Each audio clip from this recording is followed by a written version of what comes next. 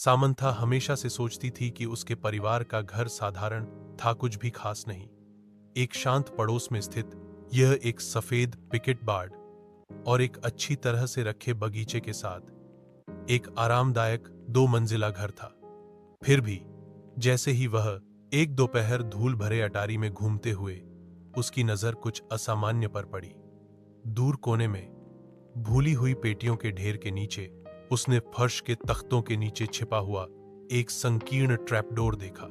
जिज्ञासा पर अचंभित होकर वह घुटने टेककर उसे खोला। नीचे स्थित छोटा सीढ़ीदार मार्ग एक धुंधले बासी सुरंग की ओर जाता था। दीवारें पत्थर से बनी थीं और एक हल्की ठंडी हवा अंदर से फुसफुसाती हुई प्रतीत होती थी। दिल धड़कते हुए सामंथा सावधानी से उतरी, उसकी टॉर्च अंधेरे को चीरती हुई। सुरंग उसकी उम्मीद से कहीं अधिक लंबी थी, जो पृथ्वी के नीचे मुड़ती और घूमती थी। वह हिला नहीं सकी। उसे ऐसा लग रहा था कि वह अतिक्रमण कर रही है, कि कुछ उसका इंतजार कर रहा है।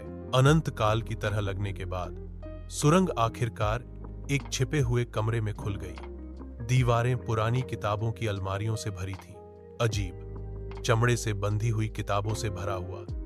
कमरे के बीच में एक पुराना डेस्क धूल भरे कागजात और पत्रिकाओं से घिरा हुआ था। जैसे ही सामंथा दस्तावेजों को पढ़ रही थी, उसके हाथ कांप रहे थे। रिकॉर्ड, डीएस ने मना किए गए अनुष्ठानों और गुप्त समाजों की बात की। उसके परिवार का नाम बार बार उल्लेख किया गया। जितना गहरा उसने पढ़ा, उतना ही उसे एहसास हुआ कि उसके परिवार का इतिहास गहरे रहस्यों से जुड़ा हुआ था। रहस्य, इसे दफनाया जाना था। उसने कुछ ऐसा उजागर किया था जिसे किसी को भी जानने की उम्मीद नहीं थी। कुछ ऐसा जो पीढ़ियों से छिपा हुआ था। जैसे ही खोज का भार उस पर पड़ा, उसने सबसे हल्की आवाज सुनी।